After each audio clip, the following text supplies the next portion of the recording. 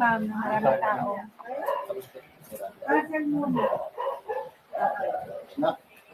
Sabi mo, pati may media pa.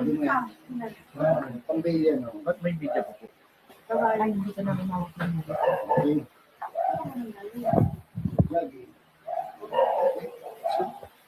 Ayun, tutasan ko namin. Tumakulaan ka na eh.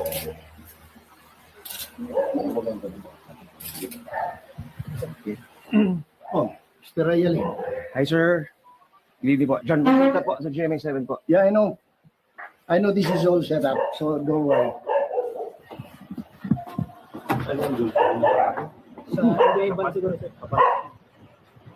Did you expect this to happen? No, I was ready to post my bail kanina. Opo. Kaya lang, wala pang warrant kanina eh. Okay. That's why I'm surprised they have a warrant tonight. The judge was not supposed to be in the office kanina. Okay po.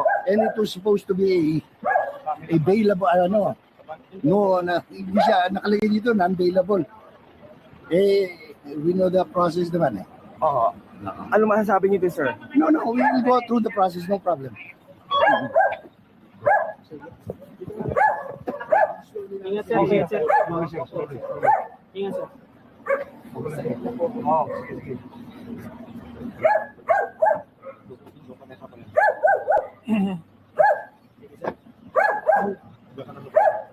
Bag din sir.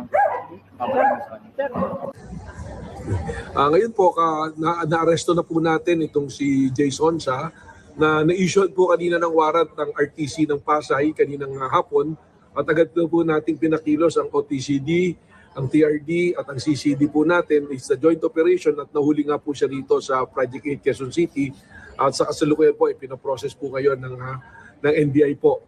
Ito po kaugnay sa kaso niya ng paglabag ng cyber law natin na may kinalaman po sa pagpapakalat ng maling balita sa ating pong Pangulo at paglalabas po ng iba't ibang peke na balita. Kaya naman po, ito isang babala na rin po natin doon sa mga tao na papakalat ng maling balita na kami po sa NBI habulin po namin ito.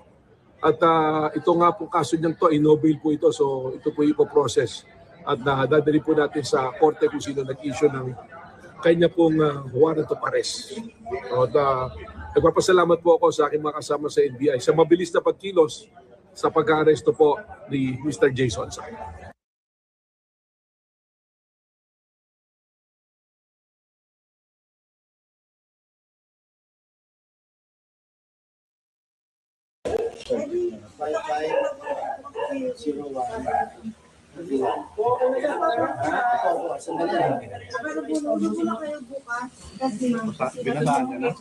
Ma'am, maraming tao.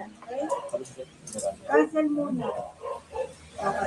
Nak, Sabi mo, pati may media pa. sabi mo yan. Pambilya, no? Ba't may media pa po? Ay, hindi ko namin hawak ng media. Saan ko nang galing?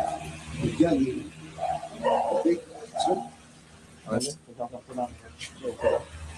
Tumakulaan ka na eh.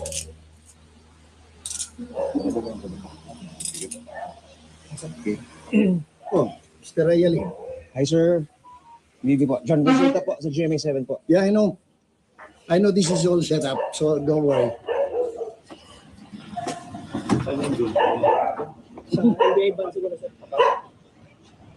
Did you expect this to happen?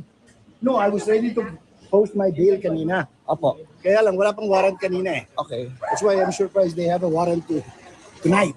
The judge was not supposed to be in the office kanina. Okay po. And it was supposed to be a bailable, hindi siya nakalagay dito, non-bailable. We know the process naman eh. Oo. Ano masasabi niyo din, sir? No, we will go through the process, no problem. Ingat sir, ingat sir. Ingat sir. Wow.